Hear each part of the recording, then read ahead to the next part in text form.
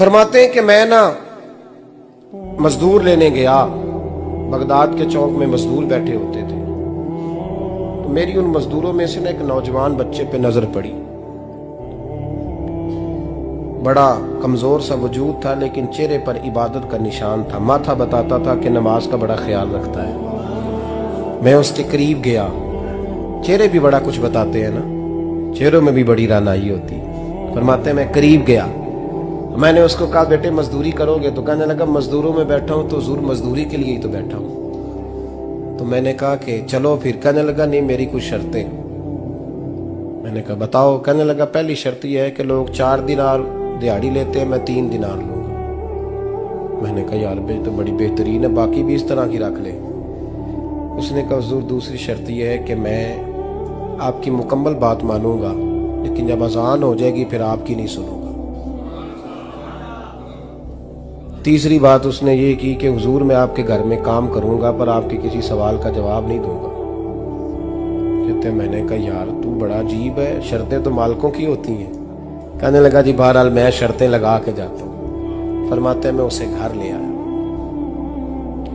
काम मैंने उसको बताया, तो जो काम मजदूर सारे दिन में करता है ना उसने 2 घंटे में ही कर दिया। हमारे मजदूर सिगरेट पीने में भी तो आधा घंटा लगाते हैं, वो चाय पीने जाए तो पौना घंटा वहां। उनको भी तो दयानतदारी करनी चाहिए कि नहीं करनी चाहिए? ने मुआहदा किया है ना जी, तो पूरा उतरना चाहिए ना।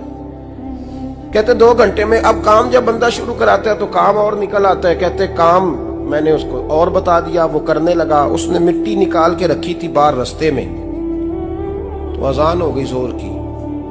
उसने वहीं कुदाल छोड़ी कही और चलने लगा। तो मेरा बेटा कहने लगा इसको जरा बराबर कर दो। कहने लगे चुप कर जा, तेरे बाप से बात हुई थी, जब अजान होती है तो मैं किसी और की नहीं सुनता, सिर्फ अल्लाह रसूल की सुनता हूँ। कहते मस्जिद चला गया, नमाज पढ़ के आया तो दोपहर का वक्त था। मेरी बीबी कहने लगी इसको को खाना खा ले। कहते हमने कहा खाना खा लो, तो कहने लगा मैंने रोजा रखा हुआ, रमजान भी नहीं था, नफली रोजा रखा हुआ। फरमाते हैं शाम हुई, मैंने 3 दिनार दिए, तो मैंने कहा तेरा नाम क्या है? कहने लगा मैंने आपसे कहा था मैं किसी सवाल का जवाब नहीं दूंगा।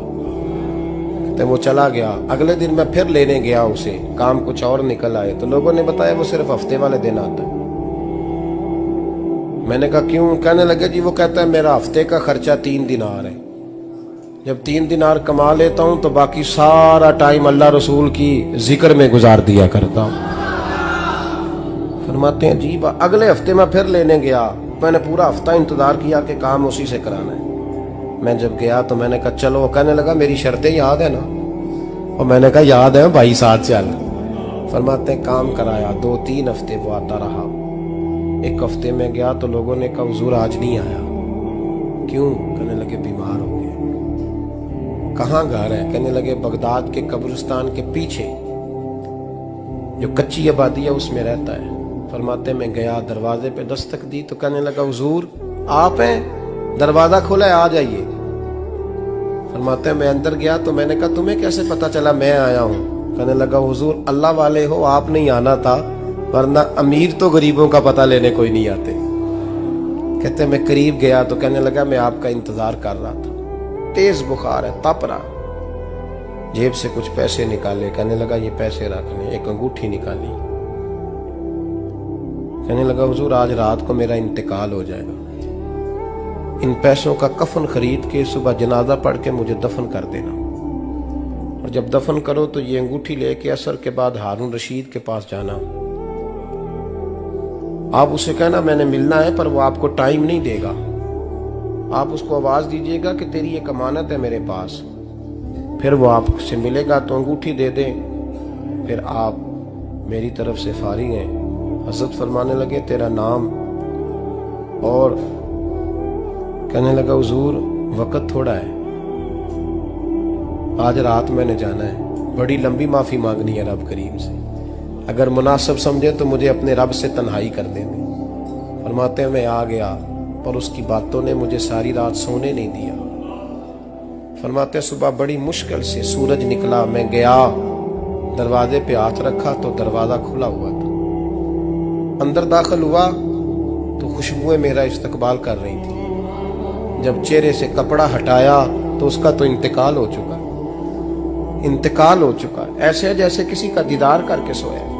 कहते मैं तो 2 आदमी ले गया था जनाजे पे, पर पता नहीं दुनिया किधर किधर से आई, कहां कहां से। अखां जदों मीटियां जमाना मैनू रोवेगा, अपना ते अपना बेगाना मैनू रोवेगा। फरमाते हैं मैं तो 2 बंदे ले गया था, पर पता नहीं मखलूक कहां कहां से आई। जनाजा पड़ा, दफन किया।